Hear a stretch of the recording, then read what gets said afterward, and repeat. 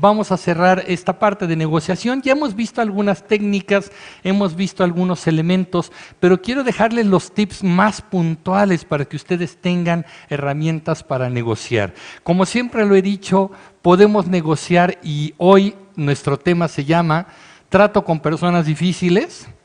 Y la pregunta de pronto que me hago es que sí está padre, siempre pensamos, las personas difíciles son los otros, ¿no? Son ellos. Entonces, ¿qué tanto yo puedo ser esa persona difícil? Aquí siempre los invité y los seguiré invitando a que hagamos un autoconocimiento, una dinámica de autoconocimiento para saber si yo también contribuyo a la dificultad en la relación laboral, personal, de pareja, de amistad, de lo que sea. Si soy yo quien está contribuyendo también en estos elementos que dificultan la relación o la negociación, ¿no? Entonces, seguiremos planteándonos como que la persona difícil es la otra, ¿no? Pero hagamos un análisis de qué tanto yo puedo tener elementos que contribuyen a dificultar las cosas, ¿sale? Me voy a ir con la primera teoría, yo se los había anunciado hace 8 días, la teoría de los 3 cerebros. Quiero profundizar un poquito más en los 3 cerebros, porque esto es parte de la, iba a decir la nueva corriente, pero no es nueva. O sea, las neurociencias se estudian desde hace muchos años. En los años 50 ya había artículos científicos que hablaban del funcionamiento del cerebro, de la profundidad de muchos de sus procesos. Y en los 60 se retomaron algunos de estos elementos y se replantearon para que los biólogos, los médicos, los psicólogos, los psiquiatras empezaran a profundizar un poco en cómo se mueve el cerebro. ¿Por qué de pronto hoy hablamos de neurociencias? Porque empieza a tomarse la neurociencia como una disciplina que se aplica a cosas muy prácticas. ¿Y quiénes creen que le entraron a las neurociencias con singular alegría? Los publicistas. Porque los publicistas, de pronto, también la publicidad es una disciplina que existe de muchos años atrás, y cuando los medios de comunicación empezaron a tomar fuerza, por supuesto, la publicidad había que anunciar. No sé si ustedes sepan la historia de algunos medios de comunicación, pero lo que pasó en México es muy simpático, porque en México no se crearon los medios de comunicación para dar noticias o para comunicar el devenir, ¿no? Se vendió, empezaron a crearse los medios de comunicación porque el señor que empezó a vender televisiones en México dijo, voy a vender televisiones, ¿y qué se va a ver en la televisión si no hay nada? ¿No? Con todo respeto, pero pues el que vendía las teles dijo, pues necesitamos un canal, porque si no, ¿para qué me van a comprar la tele? ¿No? La radio fue más o menos por el estilo. La radio en su momento empezó a ser un medio para comunicarme de aquí para allá sin cables, ¿no? ¿Y para qué sirve eso? Pues quién sabe. Y de pronto empezaron a hacerse pruebas, sí, bueno, antendo, y allá me escuchaban, ¿no? Y me iba cada vez más lejos y me seguían escuchando bien. ¡Qué maravilla! ¡Qué invento más increíble! ¿Y esto como para qué sirve? ¿No? Entonces empezó un poco en la radio. Me voy a remontar esto para llegar al punto que les quiero decir. Empezó en la radio a manejarse algunas cosas, algunos programas, pues de música, ¿no? Pues si vamos a escuchar a través de la radio, pues escuchemos música. Entonces en los Estados Unidos y México, por consiguiente, empezamos a tener estos radios gigantescos, ¿no? Vean las fotos, remóntense a la historia, busquen esta documentación, y eran radios que eran verdaderos muebles gigantescos que ocupaban una parte de la sala de la casa. Y la gente se reunía a escuchar música, a escuchar conciertos o a escuchar la crónica de algún locutor, ¿no? Todo se hacía en vivo, no se podía grabar, no se podían producir cosas, ¿no?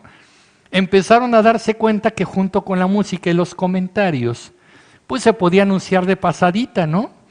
No es de extrañar que en México, por ejemplo, una de las primeras estaciones y programas radiofónicos que hubo fue El Buen Tono. La XEB, que hoy pertenece al Instituto Mexicano de la Radio, al IMER, fue la primera estación de radio en México. Y entonces había este programa que era El Buen Tono. ¿Cuál era El Buen Tono?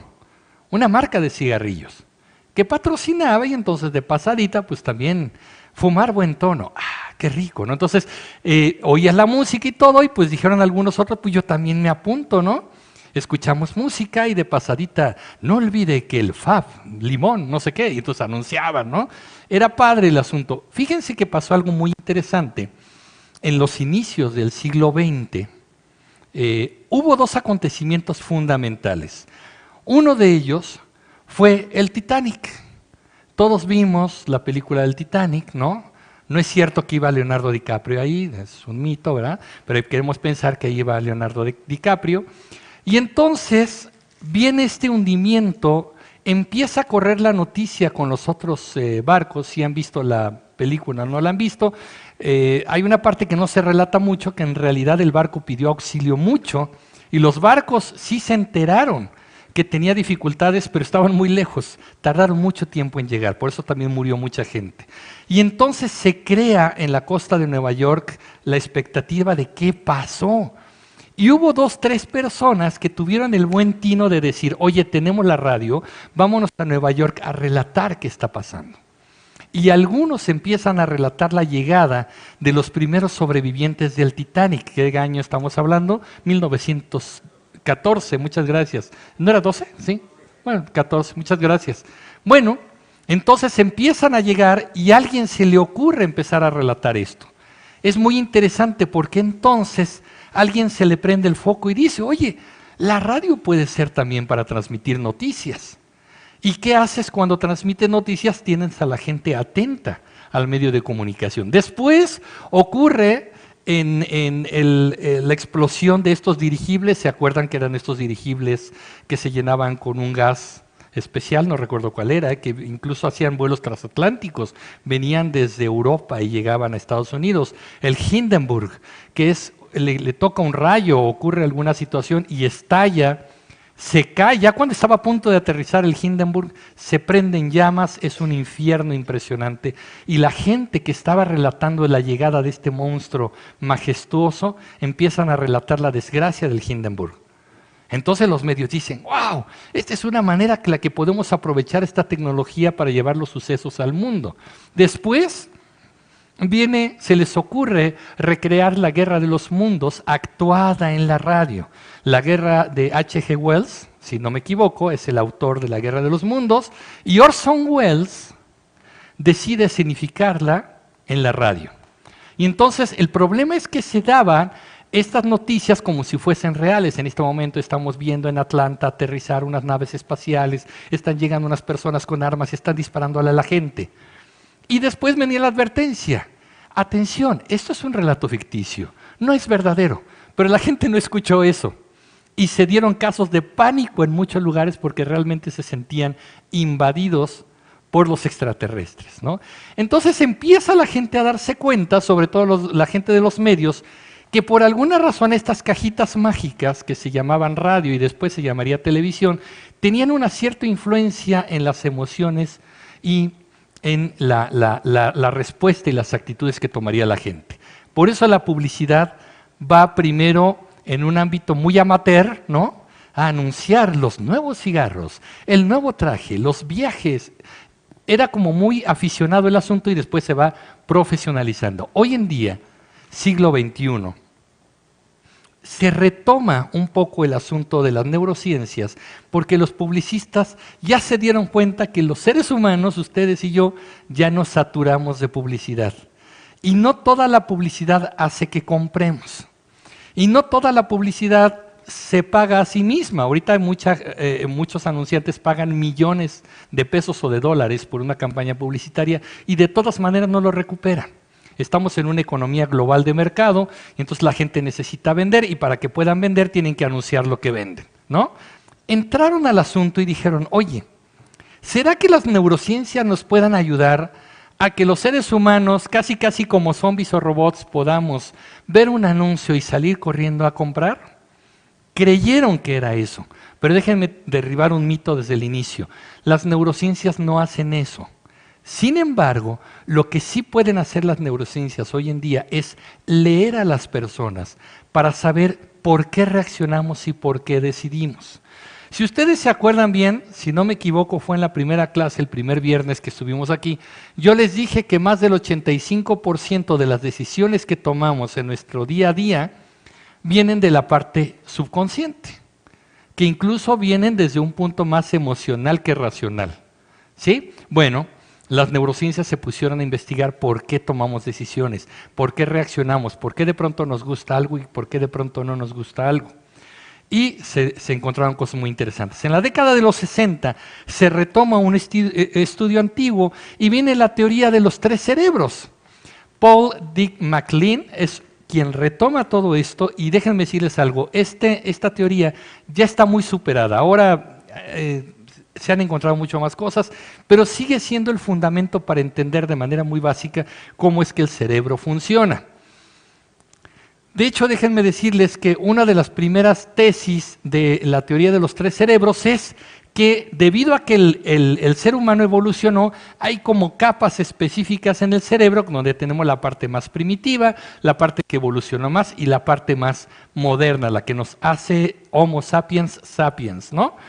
Bueno, ahora dicen algunos biólogos, no existe tal evidencia concreta o física de que esté esa división de los cerebros. Sin embargo, sí tenemos mucho que aprender de esta teoría de los tres cerebros. Ahí les va. Vamos empezando por el punto y vamos a ver algunos ejemplos interesantes. Vamos a irnos de atrás para adelante, o más bien de ahorita hacia el pasado, ¿sale? Seguimos con la idea de que el cerebro tiene capas evolutivas, y tenemos una capa primitiva y tenemos la capa más moderna, la más reciente, la que hemos estrenado los seres humanos, ¿sí? Entonces, vámonos con el neocórtex. El neocórtex es la parte, dice esta teoría, es la parte superficial, la materia gris, lo que tenemos en la superficie de esta nuececita que se llama nuestro cerebro. Déjenme que les diga que es fascinante, porque el cerebro humano es el único órgano capaz de estudiarse a sí mismo. Y es el único órgano que está todavía tratando de entenderse a sí mismo. Un gato o un perrito no se cuestionan mucho su existencia, el porqué y la razón de ser. Pero los seres humanos todo el tiempo nos cuestionamos quiénes somos. ¿Y quién está preguntando? ¿Quién es el que pregunta? ¿El estómago? Ni el corazón. Es el cerebro el que se pregunta quién soy y qué cosa soy y cómo funciono. Eso es fantástico, ¿no? En este momento ustedes, lo que está pensando y lo que está reaccionando es su cerebro. Y es una maravilla, déjenme decirles algo, hablando de la plasticidad del cerebro. El cerebro constantemente está cambiando sus conexiones, como si viéramos uno de estos conmutadores telefónicos viejitos, ¿no?, de las películas, que dependiendo a quién llamas cambian los cables. Bueno, todo el tiempo nuestros cables están cambiando las conexiones, porque aprendimos algo nuevo, porque vivimos una nueva experiencia, porque conocimos un nuevo lugar, porque nos pasó a lo mejor algo traumático también y tuvimos un aprendizaje. La plasticidad del cerebro hace que las conexiones frecuentemente estén cambiando. Hoy no tienen ustedes ni están pensando con el mismo cerebro que tenían ayer. Y mucho menos es el mismo cerebro que ustedes tenían en la secundaria, por ejemplo. Y este cerebro de hoy no será el mismo que el cerebro de mañana, porque aprenderemos cosas nuevas. Eso es lo fantástico. Levanten la mano, por favor, quienes tocan un instrumento musical. Bien, fantástico. Bueno, su cerebro tiene conexiones especiales para las habilidades y capacidades de un instrumento musical. Levanten la mano quienes bailan, sea lo que sea. Fantástico. Ese cerebro tiene esas conexiones específicas para desarrollar esta actividad que necesita una inteligencia espacial y rítmica. ¿Quiénes dibujan o pintan? Levanten la mano, por favor. Ahí está. Estamos teniendo una variedad de cerebros fantástica. Yo a lo que les invito siempre es que este cerebro tenemos que mantenerlo plástico, flexible, sigamos aprendiendo. Es falso eso de que llegamos a una edad en la que ya no aprendemos. Sí llegamos a una edad en la que no queremos aprender, que es diferente. El cerebro tiene áreas especializadas. Por ejemplo, el área de Broca, léanse además un libro de Carl Sagan que está dedicado a la ciencia y a descubrir el conocimiento que se llama el cerebro de Broca. Broca es el apellido del científico que encontró esta área específica que se encuentra en la zona parietal de nuestro cráneo, que está dedicada exclusivamente al habla. Si nosotros somos capaces de hablar es porque el área de Broca coordina nuestro pensamiento con los movimientos que se requieren de boca, lengua y fonación, ¿no? Los pulmones, emisión de la voz, este tipo de cosas. Entonces sabemos que hay áreas específicas para la vista, áreas específicas para la psicomotricidad. Las personas, por ejemplo, que llegan a padecer algún tipo de afección cerebral, como la parálisis cerebral, algún Parkinson, bueno, se afecta la zona motriz. Hay zonas específicas muy enclavadas en el centro del cerebro que están cerca del hipocampo, se llama así porque esta zona nerviosa se parece a un caballito de mar, donde está alojada la memoria, por ejemplo. Y la memoria emocional, que es interesante. Tú a veces pasas por un lugar de la ciudad y se te hace el corazón chiquito, ¿no? Yo les voy a platicar algo. Yo no puedo pasar por una zona cercana de Tacuba donde mi mamá pasó su último mes de vida con una enfermedad, una diabetes y unas complicaciones que la tuvo un mes, pues padeciendo mucho dolor en esa zona. Yo todavía paso por ahí, mira, se me hace así el corazón chiquito. ¿Qué es eso? Es memoria emocional. No solamente tenemos la memoria racional, de recordar las capitales del mundo, cuántos ríos tiene México, ese tipo de cosas, sí. Pero la memoria emocional tiene mucho que ver con esta zona del cerebro del hipocampo. Entonces, pensar que ocupamos solamente el 5% del cerebro ya está desterrado, efectivamente. Y gracias por la pregunta, porque ya se desterró. ¿Están de acuerdo? Entonces, bueno, regresando al neocórtex, el neocórtex es esta parte del cerebro que hace que funcionemos, que sea totalmente lógico, es la parte del cerebro analítico, es la zona moderna del cerebro humano. Puede hablar, pero tiene pocas capacidades. El neocórtex habla, y habla mucho. Yo tengo un neocórtex muy activo, porque hablo mucho, pero otras capacidades no hay, ¿no? No tiene otras capacidades, pero ojo, el neocórtex es el único que puede hablar, pero miente. Entonces, mucho cuidado, porque el neocórtex representa, aquí no se ve muy bien, se movió un poquito el formato, pero si alcanzan a ver, el neocórtex es el que determina solamente el 15% de las decisiones que tomamos en la vida. Nos vamos al neocórtex y como les decía yo, puede hablar pero tiene pocas capacidades y además es bien mentiroso el neocórtex. Cuando tomamos decisiones de compra o decisiones políticas, nos están moviendo otras cosas, pero el neocórtex es el que habla. ¿Y qué es lo que dice el neocórtex? Ahora vamos a ver un caso laboral. Por ejemplo, llegué tarde hoy porque hubo una serie de contratiempos que me impidieron salir a tiempo y en el camino además hubo muchos retrasos. Ese es el neocórtex. ¿Por qué llegaste tarde? No, lo que pasa es que sí, yo le juro que iba a salir a tiempo, pero me atoré en unas cosas. Luego el tráfico y luego aquí la Alameda siempre se pone bien pesado, ¿no? Sí, las marchas. Entonces es el neocórtex hablando. ¿Sí estamos de acuerdo con eso? ¿Vamos bien hasta ahí? Bien, vamos a ver entonces el otro cerebro. El otro cerebro es la parte límbica, es el cerebro límbico. Ahí desde luego, ¿qué es lo que radica? En ese otro cerebro lo que radican son las emociones. Aquí se aloja el miedo. Ahí se aloja el miedo. Y es bien interesante porque ahorita vamos a ver el poder que tiene el miedo en muchos casos de negociación o de personas que son manipuladoras. En la parte límbica aparece también la kinestesia. ¿Qué es la kinestesia? El movimiento y también la forma en la que los seres humanos interactuamos con nuestro entorno. ¿Se acuerdan que había platicado la vez anterior que teníamos 3 canales de comunicación con el entorno? El auditivo, el visual y el kinestésico. Esta parte límbica es, mujeres, ustedes saben que en el transporte público se acerca una persona a ustedes y no pasa nada, ¿no? Pero en otras circunstancias se acerca una persona diferente a ustedes y no les late. ¿Sabes qué? ¿Qué? Pues era otra persona, no sé. No me latió esta persona. ¿Qué está ocurriendo ahí? El límbico está manejando esta parte de la kinestesia, las emociones. Estoy leyendo algo en esta persona que no me late, que no me gusta. ¿Sí están de acuerdo? Entonces, aquí también en el cerebro límbico están las sensaciones, pero hay que tener mucho cuidado. Porque yo como estudioso del cerebro intento que tú me digas qué es lo que está diciendo el cerebro límbico y no lo puedo saber. ¿Por qué? Porque el cerebro límbico no habla. Parte emocional. Entonces, ¿cómo le hago? ¿Cómo voy a saber? ¿Cómo voy a saber que el cerebro límbico es el que está actuando? Si el cerebro no me puede hablar, este cerebro no me habla, porque me da otro tipo de señales. Vamos a ver qué diría en el mismo caso de la persona que no llegó a tiempo al trabajo si estuviera hablando con la parte límbica.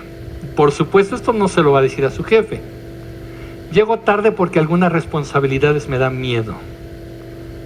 No me gusta el ambiente del trabajo. Voy al trabajo con temor. Voy hasta con flojera. Pero eso no lo vas a decir. No se lo dices a tu jefe, no se lo dices ni siquiera a tu esposa, a tu esposo. Tú, ¿qué es lo que pasa? El cerebro te sabotea y entonces, chin, ya me atoré. Me puse a lavar los trastes antes de ir al trabajo y no vi la hora. Por supuesto, el cerebro te está saboteando. ¿Sí están de acuerdo con eso? Entonces, para leer al cerebro límbico hay otras maneras de hacerlo. Incluso hoy en día los publicistas utilizan aparatos de biometría para entender un poco cómo se maneja el cerebro. Hay personas que son sometidas a ciertos estímulos y se les lee dónde queda la mirada más tiempo. Hay unos lentes especiales para saber cuánto tiempo y en dónde se queda la mirada. Se les lee el pulso, las pulsaciones, la presión arterial, el movimiento de pupilas, muchas otras cosas. Parece ciencia ficción, pero no lo es. Hay campañas políticas que se han medido con estos instrumentos. ¿Mande? La temperatura, por supuesto, sí, la temperatura corporal, el sudor, una serie de elementos para saber quién está reaccionando y tomando la decisión en ese momento, que es muy interesante. Y me consta del caso de campañas políticas que se utilizó eso para un candidato en específico. Pero sí se usa, ¿sí? Ahora vamos a ver el último de los tres cerebros, que es interesantísimo, es mi favorito. No quiere decir que ustedes se definan como neocórtex o como límbicos o como reptilianos. Todos tenemos los tres cerebros y todos reaccionamos con los tres, pero ya supimos en qué proporción. ¿Están ustedes de acuerdo? Ajá. Bueno, nos estamos yendo para atrás. El neocórtex es el más moderno. ¿Cuál es el más antiguo? El reptiliano. Es una maravilla este cerebro. Se supondría que si fueran capas sería la parte más interna del cerebro, pero ya les dije que se ha descartado esta división física, ¿no? Sin embargo, el reptiliano obtiene o contiene estos elementos de sobrevivencia, de reproducción, de dominación, el poder, la defensa de los míos y de lo mío y la protección. Aquí yo les pregunto, ¿por qué de pronto un perrito que jamás ha visto una alberca, ¿qué tendrá? ¿Un año de edad un perrito? Yo lo aviento a una alberca, soy bien malo y lo aviento a una alberca, ¿y qué hace el perrito? Empiezan, nada, eso me gustó mucho. Yo tengo un amigo que hace eso, nada, ok. Este perrito, el perrito empieza a nadar. ¿Quién le enseñó a nadar? Esa información genética está aquí. Está comprobado que hay información genética evolutiva que queda en el cerebro y se traslada de generación en generación en las especies. Los perros instintivamente tienen programado el movimiento de nadar sin que nunca hayan visto el agua. Es fantástico. Entonces nosotros también como seres humanos tenemos una serie de elementos parecidos y entre ellos, por supuesto, la sobrevivencia, la reproducción, la dominación, el poder, la defensa y la protección forman parte de nuestro cerebro reptiliano. Y si se dan cuenta de la proporción, ¿con qué porcentaje tomamos decisiones con el reptiliano?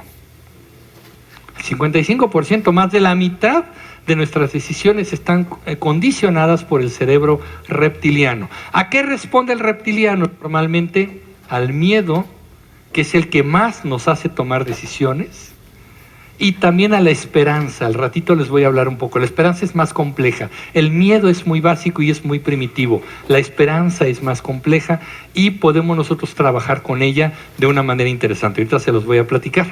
Pero entonces el cerebro reptiliano tampoco habla. ¿Pero qué creen que hace el reptiliano? El reptiliano lo podemos ver de pronto manifestarse como reaccionando. El reptiliano sí reacciona, y a veces reacciona de maneras muy interesantes. ¿Se acuerdan lo que les platiqué el otro día que me peleaba yo con alguien en Facebook y me dijo, es que yo estudié en tal lado y soy doctor en no sé qué, ¿no? Y Emilio también, yo también, y doy conferencias, y ¿qué te pasa, no? ¿Qué estamos haciendo? El reptiliano se está manifestando de una manera civilizada a través de un impulso primitivo. ¿Cómo sería un reptiliano con esta persona que llega tarde al trabajo? El reptiliano estaría diciéndonos, no llegué al tiempo al trabajo porque lo odio.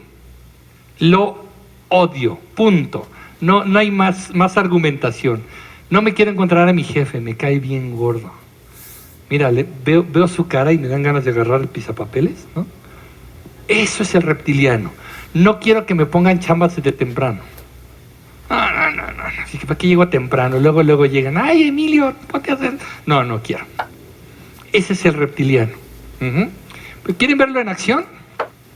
Les muestro unos ejemplos del reptiliano en acción. Ahí les voy a poner algunos. Va a estar divertido. Ahí les va, nuestro primer ejemplo. Vamos a ver fútbol.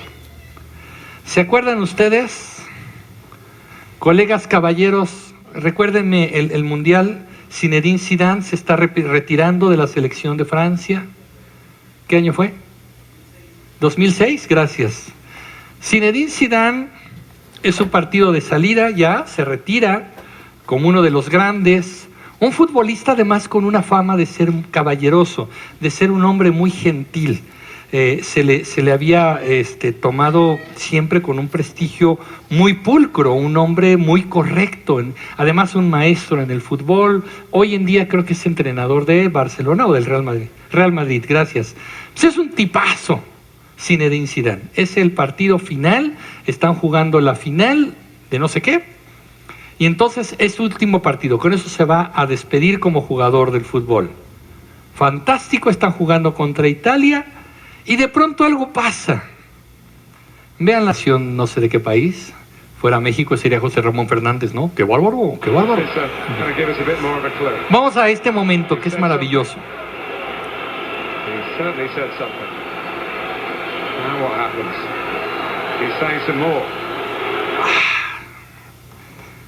Increíble. Ya hay muchas explicaciones de qué fue lo que le dijo el Materazzi, ¿cómo se apellidaba el Materazzi? Es que Maserati es el coche, ¿va? Sí, Materazzi insulta a Zinedine, no les voy a repetir en cómo era el insulto, pero tenía que ver con su mamá y con su hermana. Y es universal, déjenme que les diga algo, el insulto relacionado con la mamá es universal, es uno de los insultos más fuertes que puedes proferir contra una persona. Evidentemente, el jugador italiano toca este tema, y ¿cómo reacciona Zinedine? Un caballero civilizado, un hombre muy cerebral. ¿Cómo reacciona? No le tiró una patada, no le tiró un golpe, así como boxeador. ¿Qué hizo? Cabezazo, ¿cómo qué? ¿Un rinoceronte o qué otro? ¿Una cabra, un toro? Es un animal. ¿Sí se dan cuenta? Es un animal. ¿Por qué decidió, de todas las opciones que tenía, decidió el cabezazo? Fíjense qué interesante. Ahí hay un animal, en un sentido respetuoso de la palabra, hay un animal reaccionando ante un insulto que fue lo suficientemente importante para él como para que se ganara la expulsión en su partido homenaje de despedida, ¿no? Y bueno, Zinedine Zidane sigue siendo un gran jugador, al grado que, bueno, sigue siendo llamado para ser director técnico ahora del Real Madrid. Pero fíjense la reacción, es interesante. Entonces, ¿quién está reaccionando ahí? No es Zinedine, hubiera sido el neocórtex. ¿Qué le hubiera dicho? Muy enojado. Oye, no me insultes, ¿no? Pues, tranquilo. ¿Cómo nos dicen las mamás? A mí me encantan las mamás, son muy tiernas, ¿no? No, dile que te respete, ¿no? Y yo voy con mi compañerito de secundaria, no, oye, respétame, ¡pah! ¿No? Se ríe y me vuelve a poner el mandrake bien puesto, ¿no? Entonces, evidentemente el neocórtex no funcionaba aquí. Oye, amigo, somos jugadores de equipos de fútbol. nos une un balón, no me insultes. No, no era así la respuesta, ¿no? Por supuesto. ¿Qué hubiera dicho el cerebro límbico? El límbico tal vez se hubiera manifestado de otra manera. ¿Qué te pasa? Le hago una seña, me voy enojado, ¿no? He echado ojos de pistola, ¿no? En México le pintas ahí un bonito... somos artistas con las manos. Entonces, hubiera sido una cosa así. Pero ¿quién reaccionó? El reptiliano. ¿Sí? Vamos a ver otra circunstancia. ¿Qué les parece? Otra circunstancia de agresión. Me siento insultado, reacciono. Vamos a ver otro muy, muy interesante. Este es de la política. Me gusta mucho. Es el año 2012. Elecciones a nivel nacional. Y hay elecciones también en Nuevo León, ¿no? Se están disputando, si no me equivoco, la alcaldía de Monterrey. Y uno de los candidatos es el Pato Zambrano, cuate que se dedica al mundo del espectáculo y la tele y estas cosas, ¿no? Le entra porque también quiere ser alcalde, ¿no? Con esto que pues hay candidatos independientes, pues yo también, ¿no? Le entra al asunto. Entonces, este señor, candidato del Partido Humanista, hace una referencia insinuada del Pato Zambrano. Ya saben, los debates siempre muy correctos. Debo platicarles que los debates se negocian mucho antes, no para ver quién va a ganar, sino cuáles son las reglas del juego. Y casi siempre las reglas del juego es, ay, no se insulten, no se tiren alusiones personales directas, en fin, cada quien respeta su turno, nadie debe interrumpir al otro, por eso tenemos debates tan aburridos, ¿no? Y las reglas son más o menos por el estilo. Este candidato hace una referencia del Pato Zambrano, ustedes van a ver en qué términos fue, y esta es la reacción. No quisiera yo distraerme en este debate contestando pues a las tonterías que otros candidatos expresan aquí. Yo nomás le quiero decir a los niños de Monterrey, vean esto, vean estos candidatos y acuérdense que las drogas destruyen, muchachos, no las prueben. Muchas gracias. Gracias, candidato. ¿Me estás diciendo drogadicto? No se puede intervenir cuando no es su turno, candidato Patricio Zambrano. Ten mucho cuidado con lo que dices. Candidato Patricio Zambrano. Procurador, defiéndeme. Candidato ¿Qué dices? Patricio Zambrano, en su turno usted podrá intervenir. No, señor. No, señor. Habla de frente, señor. Gracias, candidato. Las cosas como son. Le pido, candidato, que intervenga hasta su turno. Me encantan los moderadores porque cuando enfrentas una cosa que no esperas, sí. Candidato, le quiero recordar que no se puede, ya esté, ¿no? Así como que bien complicado. Evidentemente, este cuate se siente ofendido por la referencia que hace el otro adversario. Déjenme decirles algo, paréntesis. En política hay una técnica y hay un truco que sí se usa y que los asesores llegamos a aconsejar, que es justamente si sabes que el adversario es explosivo, busca la manera de que pierda el control. Cuando pierde los estribos, logra reflejar mucho de lo que es. ¿Sí? Entonces, mucho cuidado. Si ustedes van a negociar con personas explosivas, esténse atentos y atentas a lo que pueda suceder. Si ustedes son explosivos, traten de cuidarse, porque si la otra persona lo sabe, lo va a usar en su contra. Entonces hay que tener mucho cuidado con eso.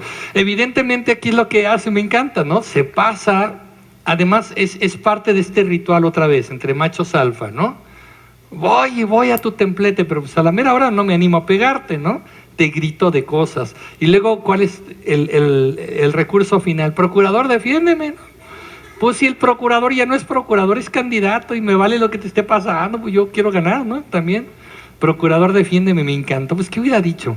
Ey, tranquilo, no hables así del Pato. Ey, ¿no? O sea, ¿qué esperaban que sucediera? Qué cosa rara. Pero ahí está, es el reptiliano otra vez. Si yo sé que tu debilidad es reaccionar de esta manera, la voy a usar a mi favor. Tengan mucho cuidado. Porque si hay gente sin ética y hay gente que puede tener esta situación que le va a importar muy poco cómo te vaya. ¿Se acuerdan que habíamos hablado hace 8 días de uno de los estilos de comunicación en la cual no me importa la relación, me importa ganar? Y me importa ganarte. Estos son los videos que vimos y les voy a plantear una cosa. Los publicistas dicen que como uno de los elementos para manipular es el miedo, porque la mayoría de las veces yo reacciono por miedo, aunque diga que no es el miedo. Conocí el caso de una persona, y recién lo estaba viendo, el caso de una persona que se compró un reloj, que traía como todo el ánimo de comprarlo, casi 100,000 pesos, un amigo médico, se compró el reloj, bueno, estaba por comprárselo, él era como medio coleccionista de relojes, pero quería ese en particular. Por alguna razón, no sé por qué, llevó el dinero en efectivo para comprar el reloj, ahí en Polanco. Y dijo, quiero este reloj, además de una edición muy difícil de conseguir, en fin. Imagínate 100,000 pesos un reloj, que si los hay, y bueno, hay personajes que los usan. Pero bueno, él quería su reloj, llega a Polanco, dice, quiero el reloj, sí, con mucho gusto, lo sacan, ya saben, los accesorios, la bolsita muy elegante, todo muy bonito. Y entonces él saca el dinero y se lo voy a pagar.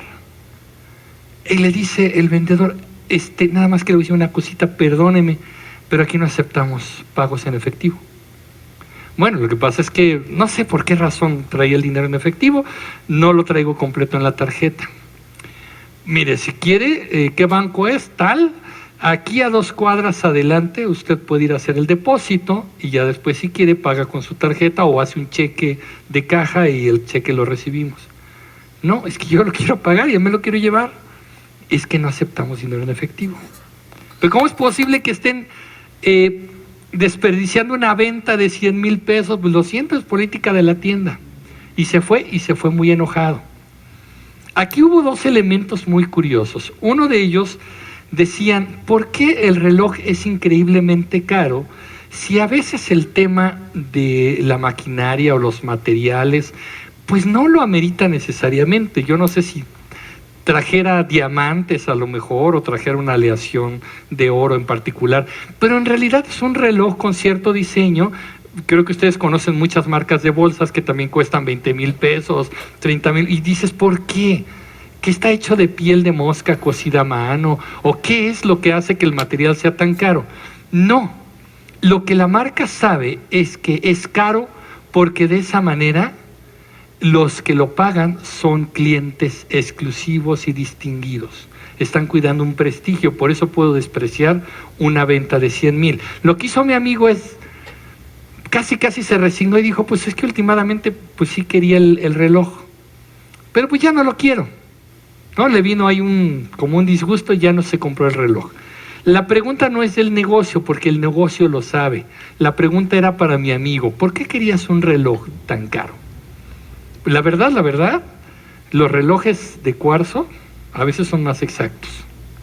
Y el que traes en el celular es mucho más preciso, porque además se sincroniza por internet. Tiene un sistema muy complejo el reloj que traen sus celulares, pero que hacen cosas muy interesantes. ¿Por qué quería ese reloj? Es estatus.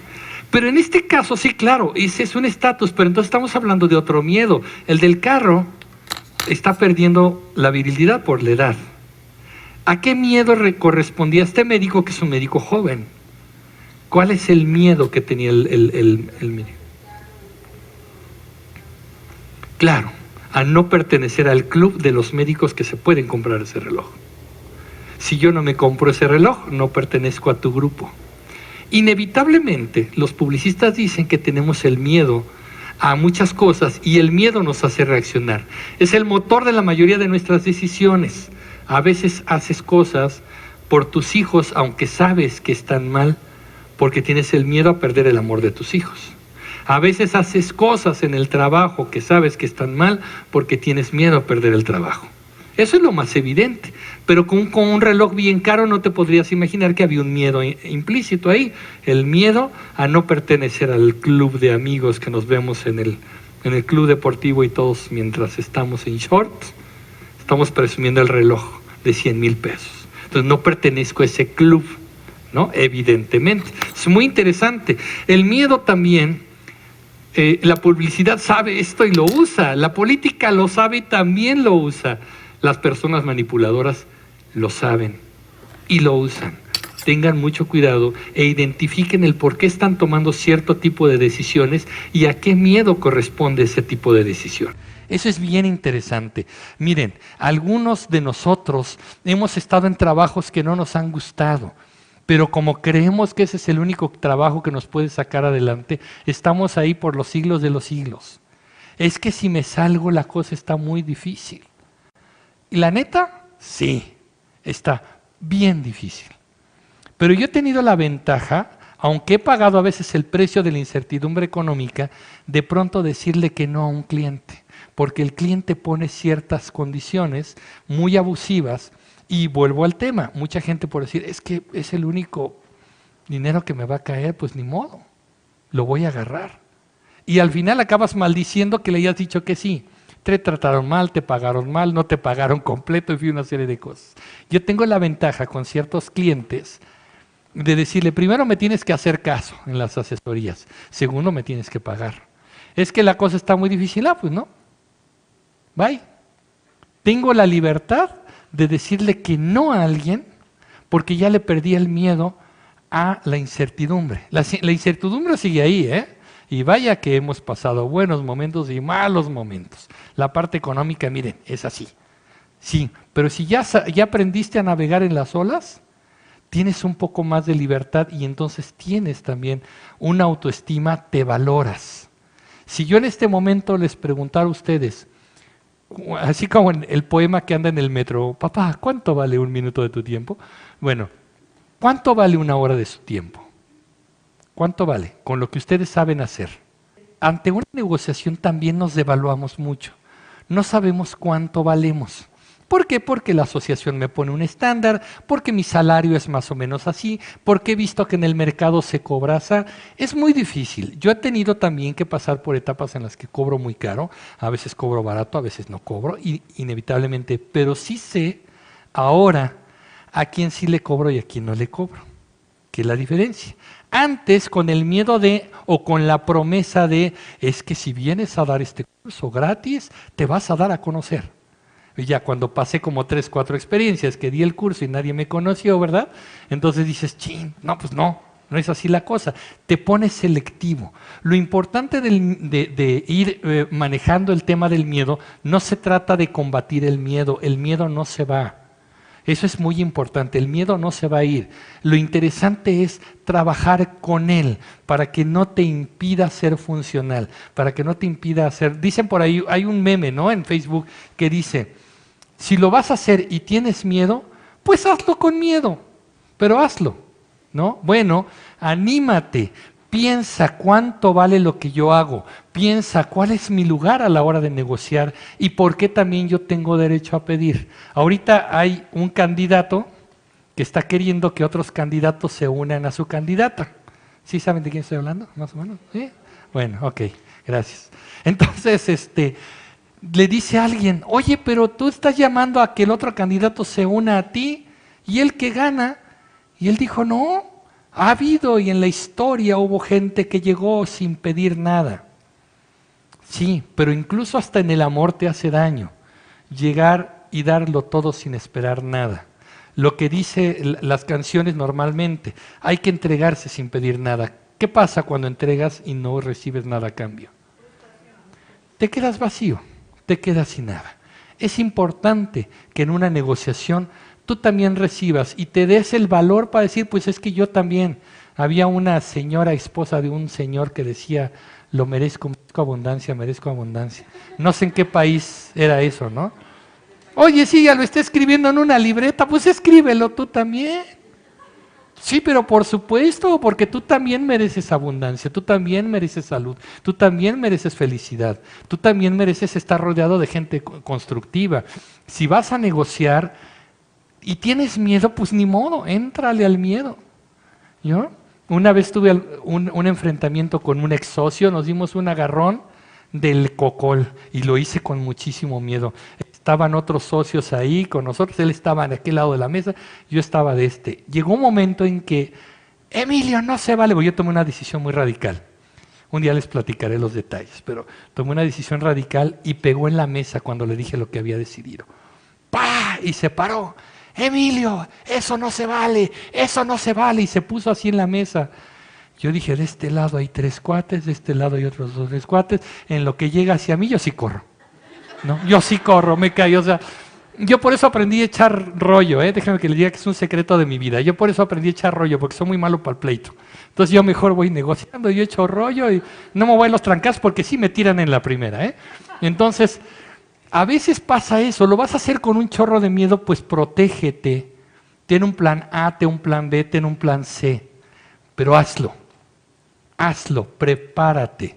La mejor manera de enfrentar las cosas, y sobre todo cuando estamos ante el miedo, es estar preparado. El miedo no se va a ir. El miedo a las alturas. Tú puedes subir 20,000 veces a la azotea de un edificio y ya más o menos controlas la onda, pero vas a seguir teniendo miedo. Sí, por supuesto. El problema es que otros no usen el miedo en tu contra. Sé consciente de las decisiones que tomas y qué es lo que el otro está diciendo para saber si te están manipulando o realmente estás en una negociación sana. ¿Me explico? Bien, ahí vamos, ahí vamos. No quiero que me gane el tiempo porque todavía tengo algunas cositas. La esperanza es otra de las herramientas que se manejan en una negociación. La esperanza es una herramienta positiva, además brinda opciones e impulsa positivamente. La publicidad también te dice, y ante todo esto, todas estas cosas negativas que nos pueden pasar, tenemos nuestro producto que te puede ayudar. Bueno, en una negociación también plantea la posibilidad de ganar con la otra persona, planteando un escenario de esperanza. Mira, si nos apoyas, tal cosa. Alguna vez me ocurrió, no sé si ya se los conté aquí, di clases para el sector salud. Yo no me di cuenta o no lo sabía en ese entonces, y ahorita ya lo aprendí, que a muchas de estas personas los mandan a los cursos, pero no les avisan con tiempo. Entonces, ha habido a quienes llegan a su oficina y les dicen en viernes, oye, el lunes te tienes que presentar a las 8 en un curso que están dando quién sabe en dónde. Y hubo 2, 3 personas que me llegaron al curso, que les dijeron, llegaron al consultorio y les dijeron, oye, tienes que estar en un curso, te asignó el director para que fueras a un curso. Entonces yo tenía un grupo de 30 personas muy enojadas en un lunes y me iba a echar la semana con ellos. Y entonces llego yo bien contento, ¿cómo están? ¿Qué tal? Buenos días, soy su instructor. Y todos con una jeta de este vuelo, ¿no? Y dije, ¿qué pasa? ¿No? ¿Cómo se sienten? Pues muy enojados, me dice una persona, una enfermera. Muy enojados porque, mire, pasa esto y nos faltan al respeto. Y yo dije, oye, pues es que a mí me avisaron desde hace 3 meses que yo iba a dar este curso. ¿Cómo es que a ellos no les avisan, no? Qué fuerte. Pero bueno, y entonces empiezo a sentir así la temperatura del lugar, todos enojadísimos. Dije, ¿qué voy a hacer aquí yo? ¿No?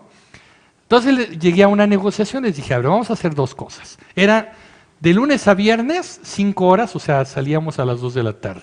Vamos a hacer una cosa, sé que vienen de muy lejos, yo tengo que dar este curso y ustedes tienen que venir para justificar la asistencia.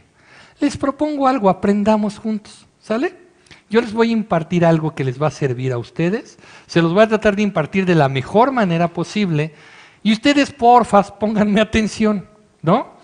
Y a cambio, hagamos algo.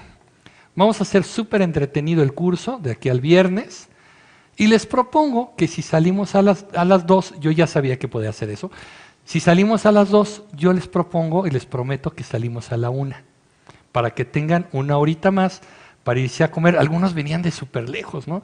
Se vayan a comer o vayan a su casa o lo que sea. Pero les pido por favor que nos sacudamos la mala vibra y la pasemos bien esta semana. La vez que resultó mucho. El miércoles, la persona más enojada, la enfermera, esta señora que estaba súper enojada, me llega a la hora del break con un platito de papaya picada. Mire, le traje un poquito de fruta. Y a partir de ahí en el break yo tenía frutita picada por parte de esta persona. Fantástico, te haces un ambiente más sano. En este caso, ni yo tenía la culpa ni ellos tenían la culpa, ¿no? Pero llegamos a una negociación. Porque si no, yo pude haber asumido una conducta de, pues ni modo, pues ya se amolaron, pues como lo siento, arreglen eso con su director, yo vine a dar un curso. Así que pues, me ponen atención, ¿no? Entonces, el punto es, ¿qué tanto tú puedes generar un ganar-ganar a través de plantear un escenario de esperanza? Se los dejo ahí como tarea, ¿sale? Bien, me voy rápidamente con esto. A la hora de negociar, ya voy avanzando con esto porque quiero escucharlos un poquito. Tomemos en cuenta entonces a la hora de negociar la personalidad, suena redundante, la personalidad de la otra persona. Tomemos en cuenta cómo es la otra persona. Por eso les digo, seamos observadores. Hablemos más a sus emociones que a su raciocinio. Ahorita les voy a decir cómo. Por favor, traten de llegar a acuerdos concretos y pónganlos por escrito. Eso es muy importante. Algo que yo siempre aconsejo, y acabo de escribir un artículo para una revista que plantea este punto. Traten de llegar al acuerdo lo más rápidamente posible, porque si no llegan a acuerdos, va a ser un círculo de estar quejándonos, y de lo mismo, que es lo peor. No nos vamos a quejar de otra cosa, vamos a seguir con lo mismo, nos vamos a enfrascar en una discusión y nos vamos a desgastar. Traten de llegar rápidamente al acuerdo, no lo forcen, pero váyanse siempre pensando que el acuerdo es a lo que tenemos que llegar. Y hay que ponerlo por escrito. ¿Se acuerdan lo que les platiqué? No, esto lo di en comunicación efectiva. ¿Qué es lo que hace la señorita o el joven que está en la caja de un McDonald's? Cuando uno está viendo ahí el tablerito, quiero una hamburguesa doble con queso, unas papas medianas, un McFlurry, no sé qué. ¿Qué hace la señorita o el joven que está en la caja? Nos sugiere otra cosita, ¿no? Sí, miren, por 5 pesos más le damos un helado con no sé qué. Ok, eso está padre. Pero después, ¿qué hace? Cuando ya dices, no, ¿eso es todo? Sí, eso es todo. Repite la orden. Entonces usted me pidió una hamburguesa doble sin queso con unas papas curly, refresco tal y tal. Sí. ¿Por qué? Eso es una verificación de que la información fue la correcta en ambos sentidos. Hagamos eso. Si tú estás llegando a acuerdos, anótalos. Y entonces, hasta ahorita lo que he entendido yo es que tú deseas tal cosa y entonces llegamos al acuerdo que tú vas a hacer esto y a cambio yo haré esto otro. Lo vamos a tratar de concretar a más tardar el viernes y vamos a verificarlo antes de que dé la salida cómo nos fue con esto. ¿Estás de acuerdo? ¿Sí? Porque si no, lo que va a pasar es un típico, ay, ¿a poco en eso quedamos? No quedamos en eso. Porque cuando dije eso, no, eso yo no lo dije. No, tú lo entendiste mal. ¿Me explico? Verifiquemos los acuerdos a los que estamos llegando. 2. Aquí este es el punto más divertido del asunto. El trato con personas difíciles. Yo se los decía hace ratito, las personas difíciles son difíciles por muchas razones. No sé, puede ser el ambiente, puede ser su personalidad, puede ser la circunstancia. A lo mejor es una persona muy accesible, pero a lo mejor la circunstancia la puso en una situación difícil. A veces todos tenemos un mal día, ¿no? ¿Estás de acuerdo? Y ese mal día te toca que, le respondiste a alguien del cocol. Casi lo fulminaste. Oye, pero tú no eres así. O al revés, ay, qué grosera, esta persona es súper grosera. Y luego tú te das cuenta que no eres así. Pero en ese momento estabas en ese plan. Para tratar con personas difíciles, que a veces sabemos que son así, pues tenemos primero que ubicarlas. Yo siempre he dicho que tenemos que ubicar muy bien a las personas, como en las familias, ¿no? Todos en la familia tenemos algún miembro de la familia impresentable, ¿no? Siempre he dicho eso. Hay alguien que te da hasta como penita presentárselo a tu marido, a tu novio, a tu novia, a tus amigos, ¿no? Dice, oye, no, este tío no se los presento.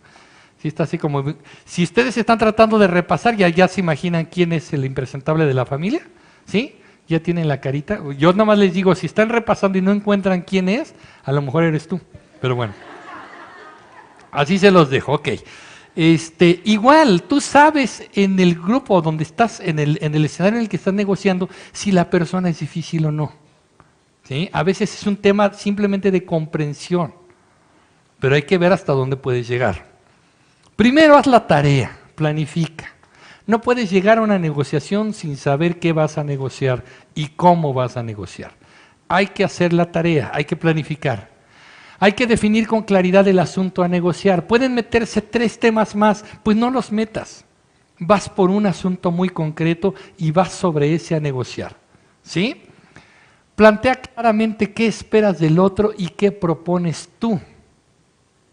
Esto es fundamental. ¿Qué estás esperando que el otro haga y por lo tanto tú también qué estás proponiendo? Hay que ser honestos, ya se los he dicho muchas veces hoy.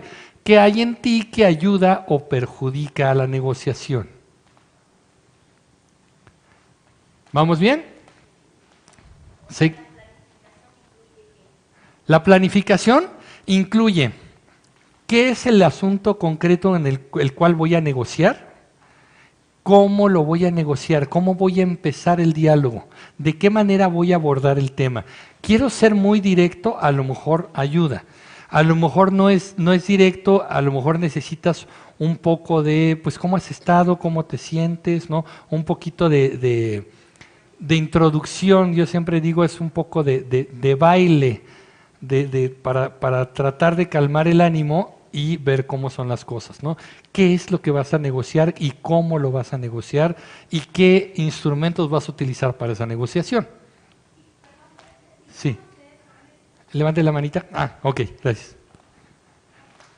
No, este es ser honesto con uno mismo. Sé honesto contigo, ¿qué hay de ti que ayuda o perjudica la negociación? A lo mejor yo soy muy directo y yo lo veo bueno. Todos tenemos un amigo que es la neta, ¿no? Yo digo lo que no me gusta y yo se lo digo en su cara y lo veo padre. Todos tenemos ese amigo tiranetas, ¿no? Pero a lo mejor en una negociación no ayuda. Y yo digo, no, es que yo sí soy bien honesto. Y yo le digo, ¿sabes qué? Eres una persona incapaz, bien inecta y te falta la ignorancia.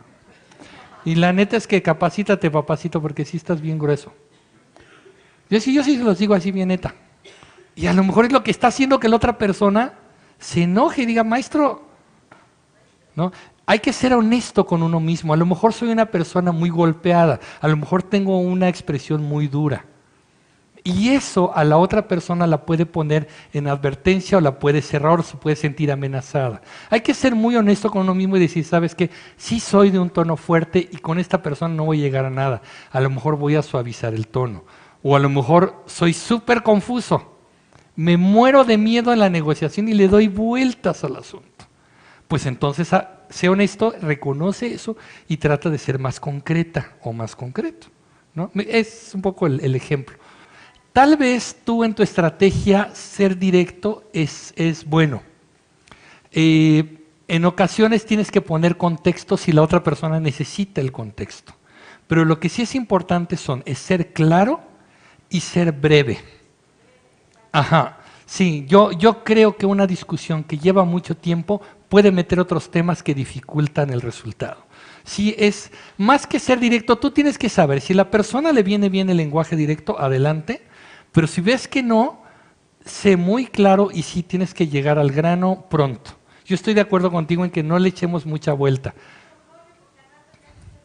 Pero sí necesitas, sí, claro, pero sí necesitas contexto. Sí necesitas contexto, ¿no? Ajá, exacto. Si hay personas que vas directo, oye, estás llegando tarde y una llegada más te va a perjudicar. Te pido que llegues a las 9. A lo mejor. ¿No? A lo mejor otra persona dice, oye, no sé qué esté pasando, si hay alguna manera en la que te puedo ayudar, si tienes algún problema familiar, es bueno que lo hablemos en este momento. Pero estás llegando tarde y en el corto plazo, ya te va a perjudicar, ¿no? Tú eliges el estilo, pero ser muy claro, eso sí es importante. Sí, por favor. Emilio, disperso y confuso serían sinónimo de miedo. Sí, claro. Cuando soy disperso y cuando soy confuso en lo que estoy pidiendo, por supuesto, es que tengo miedo. Nomás imagínate una declaración de amor, ¿no? Teníamos nosotros compañeritos que eran así como, oye, me gustas, ¿quieres ser mi novia? ¡Pum! ¿No? Ya la chica sabrá qué contesta. Pero hay otros que sí, pues se muerden el rebozo bien cañón, entonces fíjate que pues somos compañeros ya hace 3 años, ¿verdad? Te sientes a mi lado y pues ya nos llevamos bien, entonces pues he pensado, ¿verdad? Que sí, me estoy muriendo de miedo. Igual en un asunto laboral hay jefes que se mueren de miedo y no tienen práctica para llamar la atención a un subalterno. Por supuesto, también ellos van a decir cosas como pues mire, yo quisiera, ¿verdad? Yo Desde luego reconozco el valor de lo que usted hace y la importancia que usted tiene aquí en el equipo de trabajo. Sin embargo, pues he notado, ¿verdad?, que últimamente, no sé si usted esté pasando por un mal momento. ¿Qué estoy haciendo? ¿No? Enredando el tema. ¿Por qué me está muriendo de miedo? Llega temprano, por favor. Eso es lo que quiero decir. Pero no me animo, porque la otra persona o se pone en mal plan o pone carita de ¿me vas a regañar? ¿No? Hay personas que también, la contraparte tiene armas y tiene herramientas, y si te pongo carita y ojitos de gatito de Shrek, ¿no? ¿A poco harías algo malo para esta persona tan tierna, ¿no? Por supuesto. Yo recuerdo el caso, se los platico rápidamente, una persona que conocimos se acercó a mí para decirme, Emilio, estoy frustradísima porque no logro avanzar en mi carrera.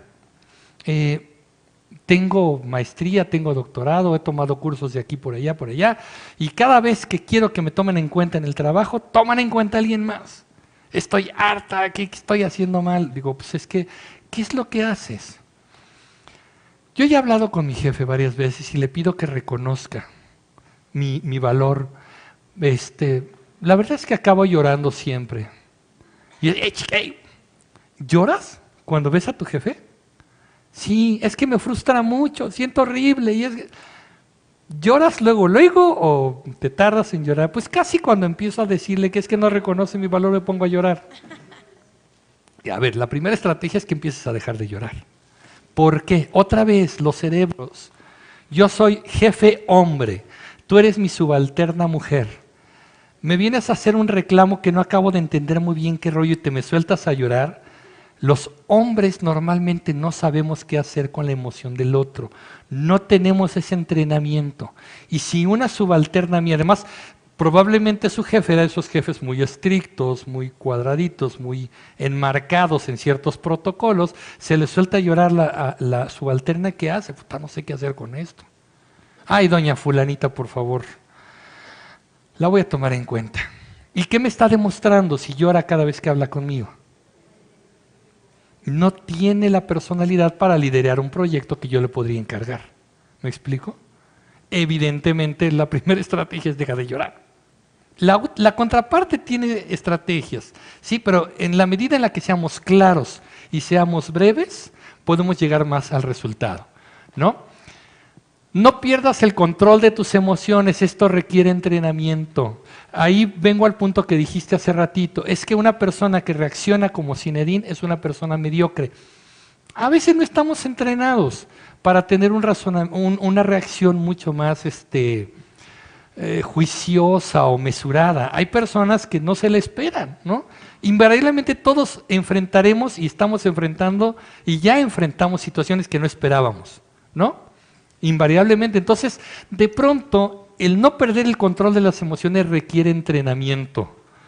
Léanse, por favor, hay Daniel Goleman, Inteligencia Emocional, hay un montón de conferencias en temas de inteligencia emocional, un servidor también da un taller de alfabetismo emocional, no lo tenemos fechado aquí en el museo, uno de estos días lo fecharemos, pero tomen entrenamiento emocional.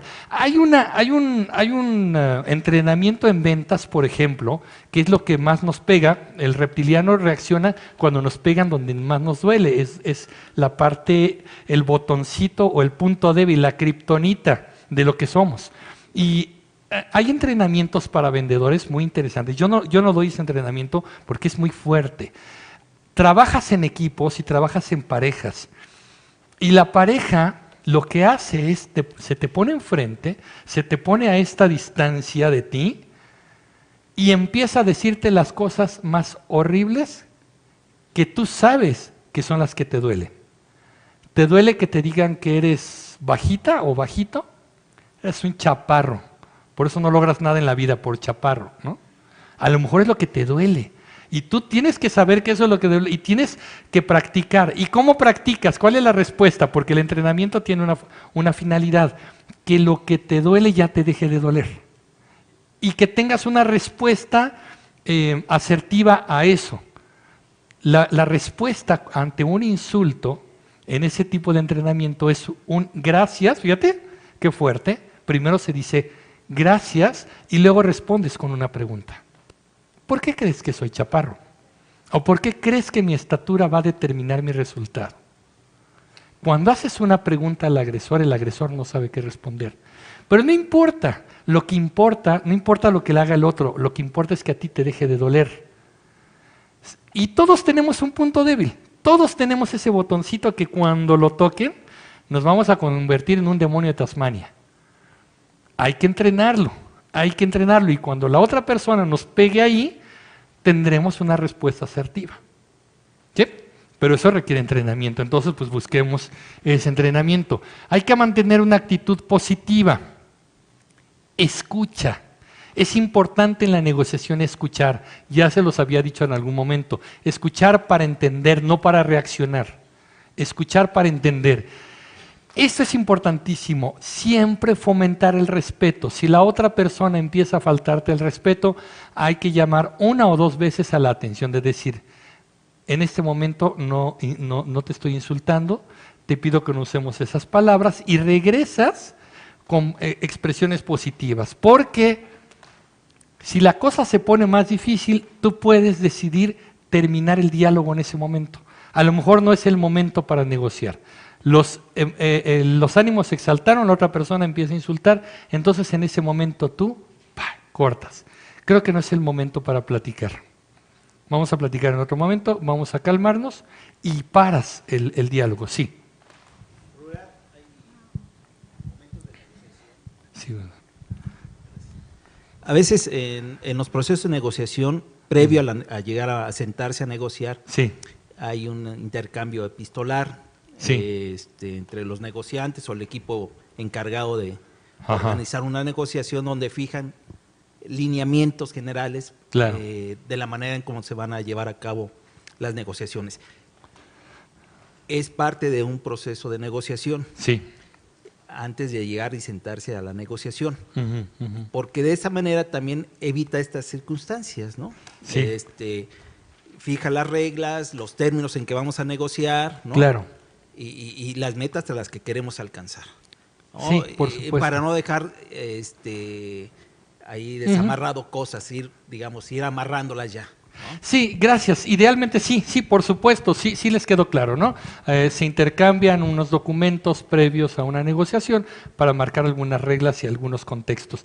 Idealmente sí, pero a veces entramos a negociaciones que no lo podemos prever.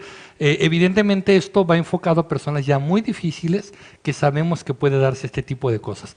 Hablábamos hace ratito que le hablaras a las emociones de la otra persona, pero ¿cuál es la emoción con la que llega la otra persona a tu negociación? Normalmente la persona difícil es la persona que viene con algún problema y normalmente lo que viene es con ira. A eso yo me refiero a que no entres en el nivel de él. Si él viene con ira, tú tienes que estar con asertividad. Y la idea de hablarle a las emociones de la otra persona es jalarlo hacia un punto de empatía, que la otra persona sepa que tú estás haciendo el esfuerzo por entender lo que siente, por la circunstancia por la que pasa y que tienes una actitud abierta a llegar a un acuerdo. Eso es a lo que yo me refiero, que le hables a sus emociones. Y cuando yo digo no te pongas al nivel emocional de la otra persona, me refiero a que no te pongas al nivel emocional negativo que trae esa persona, que puede ser con muchísimo miedo o con muchísima ira, ¿no? Las emociones se regulan, no las reprimes, por eso se llama, la asertividad no es reprimir ni dejarlas explotar, es administrarlas, sería la palabra más correcta. Sí, les recomiendo 2 libros, chéquense, evidentemente es como el de base, Inteligencia Emocional, Daniel Goleman, pero chéquense también, por favor, La Vocecita de Blair Singer, que tiene que ver también con estos, y te da algunos ejercicios de entrenamiento de esa parte que afirma La Vocecita, Blair Singer, como la marca de las máquinas de coser, Blair Singer. Sí, y ahí te da algunos tips de entrenamiento de lo que tú debes traer aquí adentro para que lo que pasa afuera no te determine un resultado negativo. El estilo de negociación también está determinado por mi personalidad, la personalidad de cada quien. A veces puedes decidir retirarte de la discusión desde antes que empiece, ¿no? Tú puedes saber, evidentemente en tu comentario yo percibo que la otra persona lo siente ofensivo. Aunque lo hayas dicho en un tono tranquilo, el contexto de las palabras, la otra persona lo siente en un tono ofensivo. Quizá tu intención es inquietarlo, porque hay que admitirlo otra vez. Decimos con el neocórtex, yo lo que quise es negociar. La verdad, a lo mejor muy dentro decía, sí, quería joderle un poquito. Que se sintiera como mal. Es posible. ¿A dónde te lleva el término? Pues tal vez porque tuviste un lapsus en el cual el cuate sí hizo un movimiento físico para agredir. Cierto o no, continuaría o no, quién sabe, pero evidentemente es eso. Son estilos. Yo a veces, cuando yo ya estoy muy enojado, llego a ser muy sarcástico. Y a veces el sarcasmo es muy hiriente, yo lo reconozco. A veces he lastimado con el sarcasmo porque soy así. Yo ya les dije hace ratito, yo no me sé pegar a golpes, a eso le saco luego la vuelta, pero sí tengo ciertas palabras y ciertas cosas por sí quiero, o a veces involuntariamente lastimo a la otra persona porque mi reptiliano, mi violencia o mi agresividad está en un sarcasmo que le pego a la otra persona, ¿no? Y lo reconozco. Sí llego a ser hiriente. Evidentemente, pensemos en que todo esto está en un entorno de los humanos, y los humanos tenemos reacciones, y los humanos tenemos un montón de situaciones que pues no serán perfectas nunca. Yo solamente he conocido un buen amigo, colega, conferencista también, que él para todo lo hace esquemático. Poco la parte epistolar que tú mencionabas hace rato. Él es increíblemente esquemático. Alguna vez le dijo, oye, vamos a tomarnos un café, ¿no? Esta semana. Claro que sí. Luego me manda un WhatsApp. ¿Cuál sería el objetivo de la reunión? Tomarnos un café. Ah, pues tú lo conoces. Tomarnos un café. Yo dije, pero planteemos algún par de objetivos. No manches, pues casi marco teórico y todo el rollo, ¿no? Para tomarnos el café. Yo dije, bueno, ¿qué así será con su novia? La novia dirá, oye, nos vemos esta noche, y dirá, nada más dime el objetivo, ¿es recreativo o reproductivo? ¿No? O sea, ¿sí? En realidad los seres humanos somos variables, hoy reaccionamos de una manera, mañana de otra, pero la idea es llegar siempre aplicar las herramientas. Yo se los dije, cada quien aplicaremos las herramientas de un modo diferente y nos va a dar un resultado distinto. Eso es prueba y error, pero en la medida en la que vayamos ensayando sabremos enfrentar mucho mejor las circunstancias que se nos presentan. Cuando se trata de familia, a veces hay que admitirlo, hay familias o miembros de las familias que disfrutan mucho discutiendo. Entonces, tú ya te has dado cuenta que has hablado de este mismo tema durante los últimos 10 años y siempre acaban peleados. Mi pregunta es, ¿por qué vuelves a abordar el tema? A menos que te guste enfrascarte en esa situación o estés tan dependiente y tan acostumbrado de ese pleito que lo vuelves a abordar, ¿no? Hay miembros de la familia que están intentando que la otra persona lo razone. Es que ¿cómo es posible que no lo razones? A ver, hazte un recuento, échate para atrás y te vas a dar cuenta que toda tu vida han peleado de eso mismo y la otra persona no lo ha querido razonar. Por lo tanto, el consejo breve que te daría en ese sentido es que hay veces que hay discusiones que ya no valen la pena. Hay temas en los cuales mejor no acercarse. Y si el termómetro empieza a elevarse, es momento de cambiar de tema, irte al baño, irte a servir un vaso de jugo al refrigerador y se acabó. En esos casos, ¿no? De manera muy práctica. Ok, me voy rapidito para que no me gane el tiempo. Responde, no reacciones. Al decirte responde es también ser responsable de la parte que te podría tocar en esa negociación. Busca intereses compartidos. A lo mejor al final hay algo que a ti y a mí nos interesa para que esto salga bien. Ya se los había dicho hace ratito, trata de llegar rápidamente a acuerdos, no los postergues, verifica la comprensión de los acuerdos. Llegamos a esto, ¿verdad? ¿Estás de acuerdo? ¿Crees que con eso se resuelve? Ok, le pones palomita al punto. Cumple para que el otro también cumpla.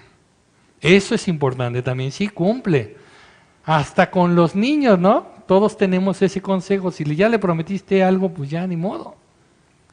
pero sí cumple para que el otro también cumple.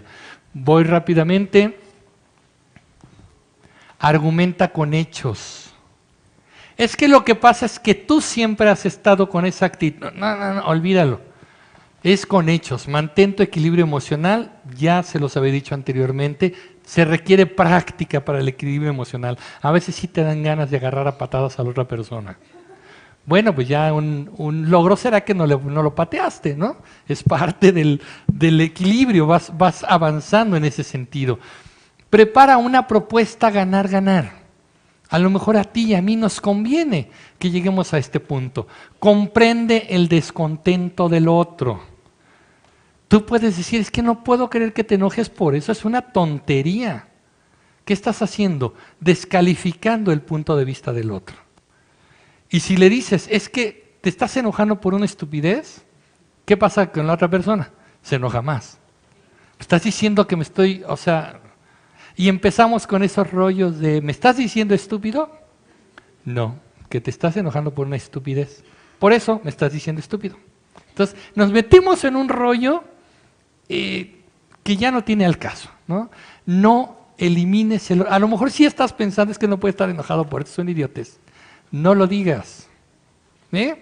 No lo digas. Trata de hacerle que la otra persona entienda que tú estás intentando entender su punto de vista. ¿Sí están de acuerdo con eso? Comprende el descontento del otro. Bien. No podemos esperar que el otro entienda lo mío, porque no estoy en la cabeza de él. Pero sí voy a tratar de transmitirle que yo estoy haciendo el esfuerzo por entender su punto de vista, por compartirlo. Incluso a lo mejor decir, no estoy de acuerdo, pero entiendo lo importante que es para ti, ¿no? Yo creo que podemos llegar a una solución. Es que estás reaccionando, lo que nos pasa, por ejemplo, en pareja. ¿Estás exagerando tu reacción? No te pongas así. No, a lo mejor sí, desde mi punto de vista es exagerado lo que estás haciendo tú. Pero ok, está bien, respeto tu reacción, respeto tu punto de vista, lleguemos a un acuerdo. Yo ya no voy a discutir si estás reaccionando de más, es una discusión inútil. ¿Estás reaccionando de más? No, estoy reaccionando como debo de ser, porque esto es muy grave. No, lo estás exagerando, ¿qué caso tiene? Ok, de acuerdo, entiendo lo que sientes, lleguemos a un acuerdo. ¿Me explico? Va por ahí, el cómo dirijas el tema va a depender del resultado, cómo llegues. Sí, por favor, ¿alguien levantó la mano por aquí? Sí, por favor. Ahí está el micrófono. Gracias. También hay un ingrediente importante en la negociación, en cualquier tipo de negociación, que es el poder, ¿no? Sí. Hay también, porque ambas partes van a llegar a imponer su propuesta de negociación, sí, ¿no? Y cada uno va a mantener que su propuesta es la buena, sí, ¿no? Pero siempre va a haber ese ingrediente de poder, es decir, quién es más allá de las propuestas, ¿no? Ante quién estoy negociando, cuáles son mis debilidades, cuáles son mis fortalezas, claro, pero siempre va a ser una lucha de poder. Como seres humanos. Como seres humanos. Claro. Aquí hay una cuestión que me llama la atención con lo emocional, es lidiar con sus emociones, es decir, bueno, si yo sé que el otro es sumamente altanero, ¿a poco yo me tengo que preparar para sus altanerías? ¿O porque él no piensa en mí? Es decir, bueno, yo tengo que bajar mi nivel. Por eso uno de los consejos era... ¿Es lidiar con eso o es manejar? Porque son términos muy diferentes. Sí, claro. No, yo por eso les decía hace un momento, mantén siempre una alerta hacia el respeto. Quiero ir cerrando con una historia que les quiero platicar para una reflexión final. Es un pequeño cuentito que escuché por ahí y que me gusta porque nos deja un poco la esencia de por qué estamos. Quiero hacer un reconocimiento a ustedes, como siempre les he dicho, es viernes por la tarde. Ustedes podrían estar en el cine, estar en el parque o en la Alameda y han decidido venir aquí. Yo siempre he dicho que la gente que se viene a preparar y que viene a aprender algo es fantástico. Yo asumo una actitud mucho más humilde y agradecida con todos ustedes porque yo aprendo más de ustedes. Espero que lo que les haya transmitido les ayude, aunque sea un poquito. Si se quedaron con una idea, para mí es misión cumplida. Y les quiero decir además que se reconozcan ese valor de venir a aprender. Ustedes son personas valiosas y son agente de cambio en un país que requiere personas constructivas y propositivas. Están viendo un incendio porque la historia empieza ahí. Una ocasión, en un bosque, inició un incendio. ¿Cuáles fueron las causas? No se sabe. Un incendio tremendo, devastador. Los animales empezaron a huir. Lo que eran sus hogares, lo que eran los árboles, empezaron a consumirse por las llamas. Y entonces el pánico cundió, estaban todos los animales huyendo, tratando de alejarse del lugar. Y de pronto, uno de los animales nota que un pequeño pajarito empezó a tratar de hacer un esfuerzo. Había un lago cercano y el pajarito con su cuerpo chiquito y sus alitas trataba de llegar al lago, se mojaba un poco las plumas, llegaba y volaba encima del incendio, agitaba las alitas y de sus alitas salían 1 o 2 gotitas de agua. Nuevamente desesperado el pajarito regresaba al lago, volvía a mojar sus alas y llegaba al incendio y 1 o 2 gotitas de agua salían de sus alas. Los animales veían esto como un esfuerzo desesperado que no iba a rendir frutos porque el incendio era devastador. Y entonces en ese esfuerzo de que no paraba el pajarito de llevar un poquito de agua para tratar de apagar el incendio, le pregunta a alguno de los animales del bosque: ¿estás loco? ¿Qué estás haciendo? No vas a poder apagar este incendio. ¿Por qué lo haces? Él dice: yo no sé si voy a apagarlo o no, pero no puedo quedarme parado, no puedo quedarme solamente contemplando. Ahí, en ese bosque, está mi hogar, está donde crecieron mis padres, estaba el árbol que me dio cobijo a mí y a mis hermanos, estaba el bosque que iba a darle cobijo a mis hijos. Ese lugar que me vio crecer, ese lugar que me dio alimento, ese lugar en donde yo vivía. No puedo quedarme parado simplemente viendo la destrucción. Yo no sé si voy a apagar o no voy a apagar el incendio.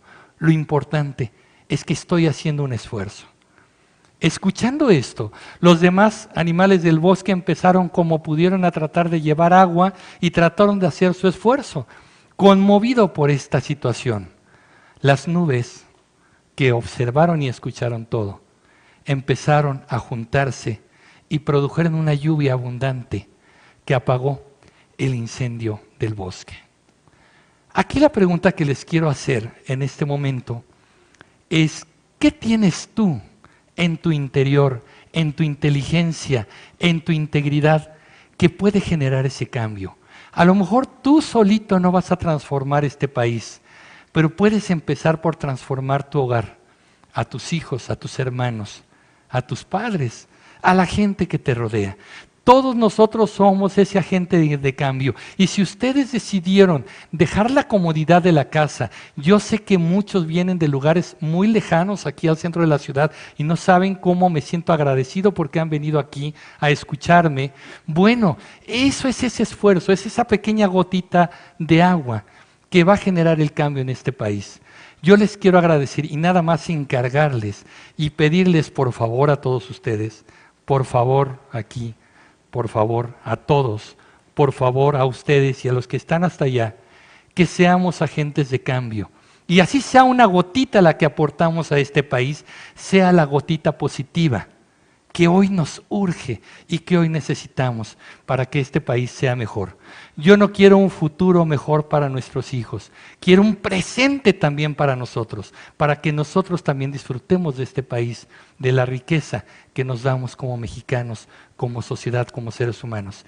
Gracias por haber venido, llévense esto, contagien de felicidad, de conocimiento que ustedes tienen mucho, de toda esa pasión que ustedes tienen mucha a la gente más querida y a quienes los rodea. Espero verlos pronto, pásenla bien, tengan una vida feliz. Gracias, muchas gracias.